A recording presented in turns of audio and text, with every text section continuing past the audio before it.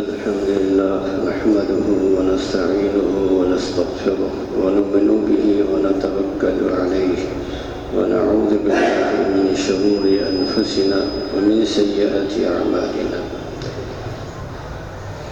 وصلى الله عليه وعلى آله وصحبه وسلم أجمعين. معزز سامعین کرام و خواتین و مستورات، آج بھی موضوع اللہ کے راستے میں خرچ کرنے کا ثواب، اس کے اجر کے بارے میں ہے، اور بالخصوص ماہ رمضان مبارک میں۔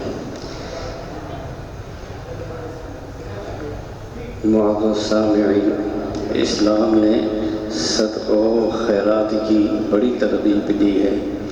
فقراء کے ساتھ ہمدردی، خیر خواہی، ضرورت مندوں کے ساتھ حسن سلوک، محتاجوں کے ساتھ تعاون سے بڑھ کر کوئی نیکی نہیں ہو سکتی۔ اس کا اندازہ رسول اکرم صلی اللہ علیہ وسلم کی اس حدیث سے ہو سکتا ہے۔ فرمایا کہ اگر کسی نے حلال کمائی کی ایک کھجور بھی صدقہ کی، اور یہ روایت صحیح بخاری کی ہے، رسول اکرم صلی اللہ علیہ وسلم نے فرمایا کہ اگر کسی نے حلال کمائی کی ایک کھجور بھی صدقہ کی، وہ کھجور قیامت کے دن پہاڑ جیسے اجر کا سبب بنے انشاءاللہ تعالی۔ ایک روایت میں ہے کہ اگر کسی شخص کے پاس کوئی زائد سواری ہو تو اسے چاہیے کہ وہ کسی ایسے شخص کو دے دے جس کے پاس سواری نہیں ہے۔ اگر کسی کے پاس ضرورت سے زیادہ سفر ہے تو اسے چاہیے کسی ایسے شخص کو دے دے جس کے پاس زیادہ راہ نہ ہو۔ حضرت عبداللہ ابن مسعود رضی اللہ تعالیٰ عنہ فرماتے تھے کہ اس طرح کی ترغیبات کو سن کر جو جناب رسول اللہ صلی اللہ علیہ وسلم ہمیں دیا کرتے تھے، ہم یہ خیال کرتے تھے کہ زائد اور ضرورت چیزوں میں ہمارا کوئی حق ہی نہیں ہے۔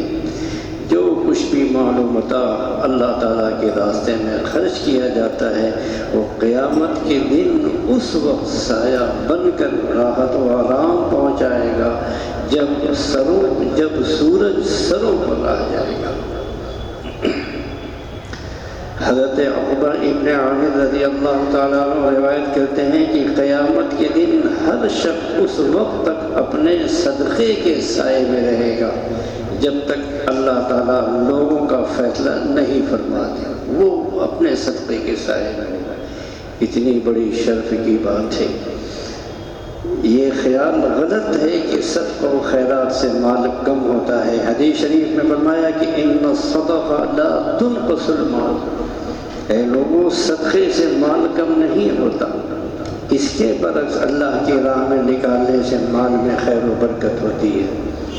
ہر نیک عمل کی طرح خرچ کرنے کے بھی کچھ شرطیں ہیں، ان شرطوں کے آداب کے ساتھ پھر وہ صدقہ، وہ خرچ اللہ تعالیٰ کیا قبول ہوتا ہے۔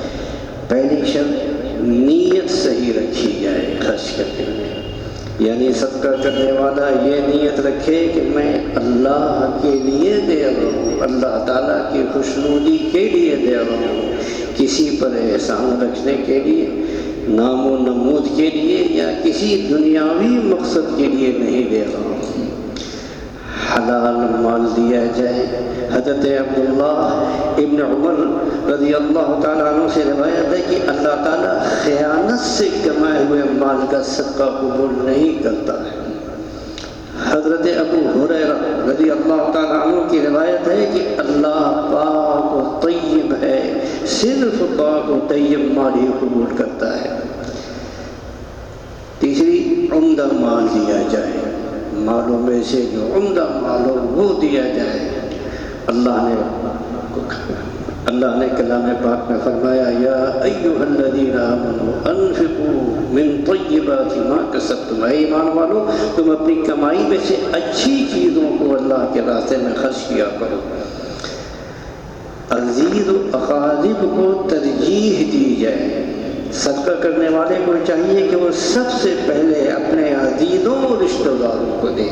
رسول اللہ صلی اللہ علیہ وسلم نے حضرت ابو طلحہ انصاری رضی اللہ تعالی عنہ سے جب وہ مدینہ منورہ کا مشہور و معروف کنواں بیر حا اس سے متصل باب صدقہ کرنے جا رہے تھے تو فرمایا تھا کہ اسے اپنے رشتہ داروں کو دے دو۔ حضرت ابو طلحہ رضی اللہ تعالیٰ عنہ نے آپ صلی اللہ علیہ وسلم سے کہا کہ یا رسول اللہ میں ایسا ہی کروں گا۔ چنانچہ انہوں نے اپنے چچا دار بھائیوں کو دوسرے رشتہ داروں کو یہ کنواں اور باغ دونوں دے دیے۔ رشتہ داروں کو دینے میں دوہرا اجر ہے۔ حدیث شریف میں ہے غریب مسکین کو صدقہ دینا صرف صدقہ ہے، اور قریبی عزیز کو دینے میں صدقہ بھی ہے اور صلہ رحمی بھی ہے، یعنی رشتہ داری کا حق ادا کرنا ہے، اس کا الگ سے اجر ہوگا۔ پانچویں شرط کیا ہے؟ دیندار افراد کو ترجیح دی جائے۔ دینے والے کو چاہیے کہ وہ اہل تدین کو یعنی دیندار لوگوں کو تلاش کرے، کیونکہ دیندار لوگ صدقہ کی رقم اللہ کی معصیت کے بجائے اس کی اطاعت پر خرچ کریں گے۔ ایک چھٹی شرط اور ہے، یا شرط کہہ دیے، ادب اس کے آداب میں سے کہہ دیے چھپا کر دیا جائے صدقہ۔ حتی الامکان یہ کوشش کرنی چاہیے کہ صدقے کی رقم چھپا کر کے دی جائے، کیونکہ اس میں زیادہ اخلاص ہے۔ ہاں اگر کسی دینی یا سماجی مصلحت سے اعلان و اشتہار مقصود ہو تو اس میں بھی کوئی حرج نہیں ہے۔ اللہ تعالیٰ نے دونوں صورتوں کی اجازت دی ہے۔ کبھی کبھی اس کی بھی ضرورت ہوتی ہے کہ آدمی کھلے عام دے کہ لوگوں کو ترغیب ہو، وہ بھی دے اللہ کے راستے میں۔ لوگوں کو شوق ہوتا ہے، ہمت افزائی ہوتی ہے، ماحول بنتا ہے تو دوسرے بھی دیتے ہیں۔ ایسا نہیں ہے کہ صدقہ صرف چھپا کر کے ہی دیا جائے، دونوں صورتوں میں اللہ تعالیٰ نے اس کی اجازت دی ہے۔ سورہ بقرہ میں اس کا ذکر ہے۔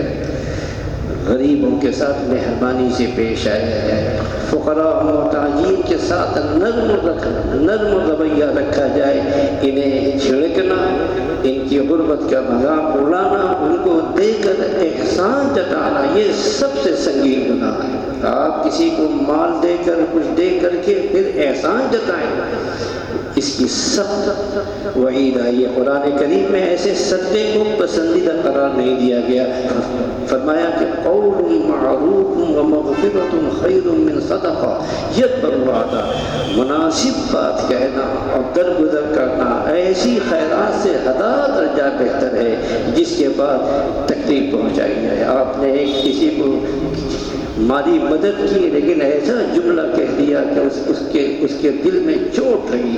اللہ تعالیٰ کہہ رہے ہیں اس سے کہیں بہتر تھا کہ تم نہ دیتے، ایک اچھی بات اس سے کہنی تھی۔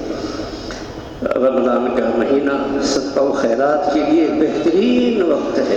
ایک تو اس لیے کہ اس مہینے میں ضرورت مندوں کی ضرورتیں بڑھ جاتی ہیں، دوسرے یہ کہ اس ماہ میں نیکیوں کا ثواب 70 گنا تک بڑھ جاتا ہے۔ عام دنوں میں ایک خرچ کا 700 گنا اجر ہے، رمضان میں یہ 7 گنا، اور رمضان میں یہ صرف 70 گنا اور بڑھ کر کہاں سے کہاں تک پہنچ جائے گا۔ لیکن اس کا مطلب یہ نہیں ہے کہ صرف انفاق رمضان ہی میں کیا جائے، بلکہ اس کا سلسلہ ہر وقت اپنی حیثیت اور استطاعت کے مطابق جاری رہنا چاہیے۔